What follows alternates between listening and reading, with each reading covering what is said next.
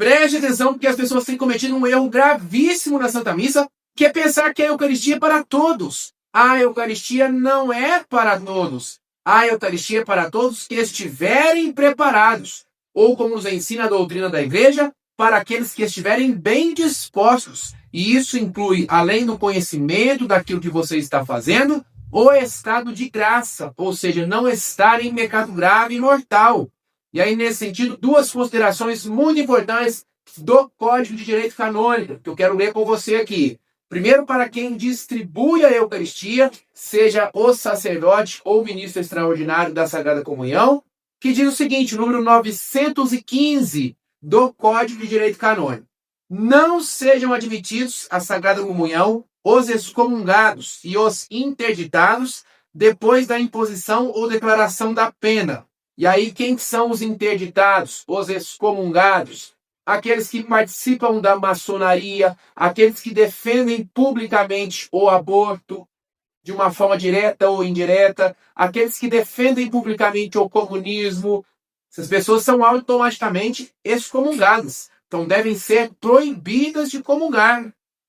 E outros que obstinadamente persistem no pecado grave manifesto. Este número 915, repito, estou lendo para o sacerdote ou para o ministro extraordinário da Sagrada Comunhão Eucarística. É sua obrigação, é seu dever negar a comunhão para esse tipo de pessoa enquanto ela permanecer no erro, enquanto ela persistir naquele fato que ela está cometendo. Claro, óbvio, Deus está sempre disposto à reconciliação. E, claro, a igreja também. Então, a partir do momento que cessa aquele mal feito pela pessoa, que ela se arrepende, se converte, se confessa, obviamente, claro, seja admitida novamente a comunhão, venha, venha. A igreja está de braços abertos, não exclui ninguém. Mas você precisa fazer uma escolha. O que não dá é ficar de lá e querer estar de cá também. Permanecer no pecado e comungar. Não, a Eucaristia não é para todos. É para todos que estiverem preparados, que fizerem a opção exclusiva por Jesus. Então, como eu disse aqui, os excomungados, interditados da maçonaria, do comunismo, do favorável ao aborto e etc, etc. Mas outros tipos de pecado também. Aqueles que persistem obstinadamente. O que é isso? De forma contínua, contumaz, no pecado grave manifesto. Por exemplo, dois homens que moram juntos, na prática homossexual, que saem, que se beijam, que se relacionam intimamente, homem com homem, não podem comungar. Pecado grave, pecado mortal. E você, ministro extraordinário da Sagrada Comunhão Eucarística, é obrigado, a sua obrigação, como caridade, com misericórdia, porque este é um ato de misericórdia, negar a comunhão para aquele nosso irmão. Não como punição, como castigo, como ato de exclusão, saia para lá. Claro que não, muito pelo contrário. Porque a comunhão naquela circunstância não lhe fará bem, muito pelo contrário, lhe fará mal. Lhe fará mal. Como eu vou ler com você agora o número 916, que aí é para todos nós, para todos nós. Quem está consciente de pecado grave, não celebre a missa nem comungue o corpo do Senhor, sem antes fazer a confissão sacramental. Por quê? Porque, como nos fala São Paulo, na primeira carta aos Coríntios, capítulo 11, a partir do versículo 17, quem comunga nessa circunstância, come e bebe a sua própria condenação. E aí, entenda bem o que é a comunhão sacrílega, que é o nome dessa comunhão estando em pecado. Não é que Jesus vai te punir, porque Satanás, astuto que é, um grande enganador, coloca no coração da pessoa, não, onde já se viu, Jesus me ama, Jesus morreu por mim, Jesus é meu irmão, meu salvador, jamais ele me fará mal. Claro, claro, Jesus jamais te fará mal, ele é Deus, Deus de bondade, Deus que te ama, mas, assim como todo pecado tem consequência, A comunhão sacrílega, que é um tipo de pecado, um pecado gravíssimo, também tem as suas consequências. Deus é amor, mas Deus é justiça. Deus não vai se vingar de você, te punir por maldade. Mas o pecado, ele próprio tem as suas consequências. E comungar a Eucaristia, estando em pecado grave, é um pecado tão grande, é um novo pecado. Você já está no pecado, pecado grave. E aí comunga. Este ato de comungar em pecado é um novo pecado. Um novo pecado tão grande, tão grande, tão grande, que São Paulo afirma com todas as letras que quem comunga nessa circunstância come e bebe a sua própria condenação. Isso é seríssimo. Isso é seríssimo. Por isso que eu falei ainda há pouco para os ministros extraordinários e para todos que estiverem aí nessa condição, que aquele irmão ou irmã que você sabe que está no pecado, é seu dever moral, de caridade, impedir que aquela pessoa comungue naquela circunstância, tanto por Jesus, por amor e respeito e adoração a nosso Senhor, quanto por amor àquela pessoa que às vezes faz isso por ignorância, que não sabe. Então, tratando aqui em miúdos, quem falta a Santa Missa no final de semana, à toa, sem motivo, não pode comungar enquanto não se confessar. E, infelizmente, quantas pessoas fazem isso, não é? Tratam esta obrigação, este preceito de participar da Santa Missa no domingo. Eu vou neste domingo, aí no outro domingo eu não vou porque eu fui à festinha ali, ou eu fui pescar, eu fui para o sítio, eu fui para a praia, eu fui visitar alguém. Quantas pessoas, né, enganadas por Satanás, tentam justificar dessa forma? Não, Flávio, eu recebo muitas mensagens assim. Não, Flávio, este final de semana eu não fui à Santa Missa, mas é porque eu viajei para visitar minha tia. Eu viajei para visitar minha mãe. Beleza, você tem que visitar a sua tia, tem que visitar a sua mãe. Mas isso não justifica você faltar à Santa Missa. Se você viajou, se você foi para longe para visitar alguém e faltou à Santa Missa, pecado mortal. Viaje, mas se programe. Viaje, mas vá à Santa Missa. Nada pode te impedir de participar da Santa Missa, a não ser um motivo grave. A pessoa está com uma doença grave. Ou, por exemplo, um pai, uma mãe, que tem um bebezinho, um filho de 1 ano, 2 anos, está com uma doença grave. E teve que ir para o hospital, teve que viajar, quem sabe fez uma cirurgia, etc, etc. E de fato não pôde ir à missa. Como é que você vai abandonar o seu filho? Não tem jeito. Aí é uma justificativa. Aí você não está em pecado. Mas do contrário, faltou a Santa Missa, pecado mortal, não comum que antes de se confessar. E aí, como eu já disse, a prática homossexual, o relacionamento íntimo de namorados. Quantos namorados se relacionam intimamente e tem ali a cara de pau de comungar? Comunhão sacrílega. Quem está em segunda união, que na verdade se chama adultério, casou, se separou, e aí casou de novo, e aí separou, casou de novo, etc e tal, e vai comungar. Não pode.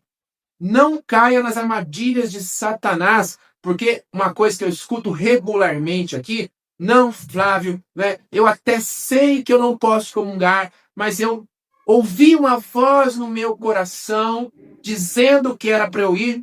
É Jesus me chamando. Não é Jesus. Não é Jesus. Essa voz que você está escutando não é de Jesus. A palavra também nos fala, na segunda carta de São Paulo aos Coríntios, capítulo 11 também, que Satanás sabe se disfarçar, se transvestir em anjo de luz. Apesar de ele ser um demônio, ele sabe se disfarçar em um anjo, algo bom. Quantos santos São Padre Pio de Pietrelcina, ele recebia esse tipo de tentação, ele que era um grande santo, é um grande santo. Satanás aparecia para ele disfarçado de Jesus.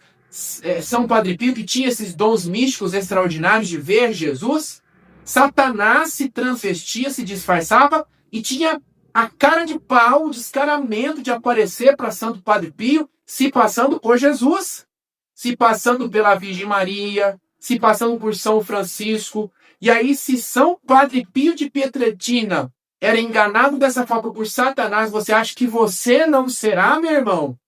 Você acha que você não será, minha irmã? Então, não se iluda. Se você está no pecado e escuta essa voz não é de Jesus, é de Satanás que quer que você comungue de forma sacrílega. Não faça isso. E não caia também na enganação de Satanás, que muitas vezes distorce o ensinamento da igreja, distorce até mesmo as palavras do Papa. Porque uma frase muito usada por aí, pelas pessoas mal intencionadas, é aquela frase do Papa Francisco lá de 2017, quando o Papa Francisco diz: a Eucaristia não é um prêmio para os bons, é um remédio para os fracos. Assim diz o Papa Francisco. A Eucaristia não é um prêmio para os bons, é um remédio para os fracos. Concordo plenamente. Concordo plenamente. Eu sou fraco. Eu, Flávio, eu sou feito de barro. Eu sou um miserável. Fraco. Por isso que eu preciso da Eucaristia. Eu preciso não apenas no domingo, mas todo dia eu preciso. Senão eu caio. Senão eu não sou capaz de vencer o pecado. Senão eu não sou capaz de seguir em frente, de alcançar a santidade, de desenvolver as virtudes. Eu não sou capaz, eu preciso de Jesus, porque tudo o que sou pela graça de Deus, como nos fala as Escrituras. Mas ser fraco é uma coisa, estar no pecado grave é outra coisa completamente diferente. Então, se eu fosse perfeito, coisa que eu estou longe de ser, não preciso de Jesus.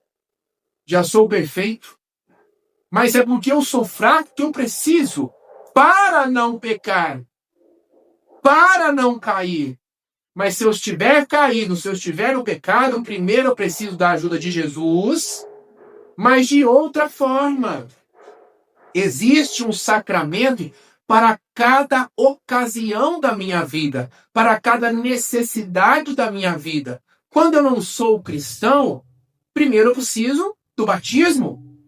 É o primeiro sacramento que virá para me inserir no corpo místico de Cristo, a igreja. Quando eu ainda sou um adolescente, uma criancinha na fé, eu estou engatinhando na fé, eu quero me tornar um adulto na fé, vigoroso, eu preciso do quê? Da crisma, que é o sacramento da maturidade espiritual, para eu me tornar um defensor da fé, vigoroso, que caminha decididamente para a santidade. Quando eu estou ali, me aproximando de uma mulher, e aí eu converso com ela, e aí a gente fica noivo, e aí eu quero criar uma família com ela. Do que eu preciso? Do sacramento do matrimônio. Então, a igreja tem um sacramento para cada ocasião da nossa trajetória, da nossa caminhada nessa vida. E quando a pessoa está em pecado, primeiro ela precisa se arrepender, porque, infelizmente, muitas pessoas tratam o pecado com indiferença. Ah, eu sou assim mesmo, Deus me aceite, Deus me entende, só Deus pode julgar. No caso ali das pessoas de segunda união, adultério. Ah, então quer dizer que eu tinha que viver uma vida infeliz, não sei o quê? Nada disso. Nada disso, meu irmão. Nada disso, minha irmã. Eu estou falando aqui de escolhas. Você é livre. Você é livre. Mas, se você quiser se aproximar de Jesus na Eucaristia, é uma condição. O estado de graça é uma condição. Primeiro você precisa se arrepender, sair do pecado, se confessar que é o sacramento próprio para aquele momento da sua vida, e somente depois você pode ser admitido à Eucaristia. A Eucaristia não é para todos. A Eucaristia é para todos que estiverem preparados. Ou, como eu falei no início, para todos que estiverem bem dispostos, que livremente, conscientemente fizerem esta opção, esta decisão. Eu prefiro a Cristo. Eu renuncio a todo o resto. Jesus é tudo o que eu preciso. Eu escolho a Cristo de forma exclusiva. Enquanto você quiser, estar de um lado, vai para lá, vai para cá, um pezinho no céu, um pezinho no mundo, não faça isso. Comunhão sacrílega. Quem comunga nessa circunstância, come e bebe a sua própria condenação. E agora, me diga aqui nos comentários, você gostou dessa explicação? Já sabia sobre isso? Não sabia? Como que é aí na sua comunidade? Como que é na sua família? Como que é a sua caminhada? Conta para mim aqui nos comentários, por favor. E, por favor, compartilhe este vídeo, deixe o seu like, deixe o seu joinha e compartilhe este vídeo. Este é um tema muito importante, muito sério. Muitas pessoas estão indo ladeira abaixo por falta de informação. E eu preciso de você para fazer chegar este vídeo até esses nossos irmãos, tanto por Jesus, para que Jesus não seja mais ofendido no sacramento da Eucaristia e também pela salvação desses nossos irmãos. Compartilhar este vídeo é um ato de misericórdia, é um ato de compaixão para aqueles que vivem no pecado. Conto com você, te agradeço e até a próxima, se Deus quiser. Beijão, fique com Deus!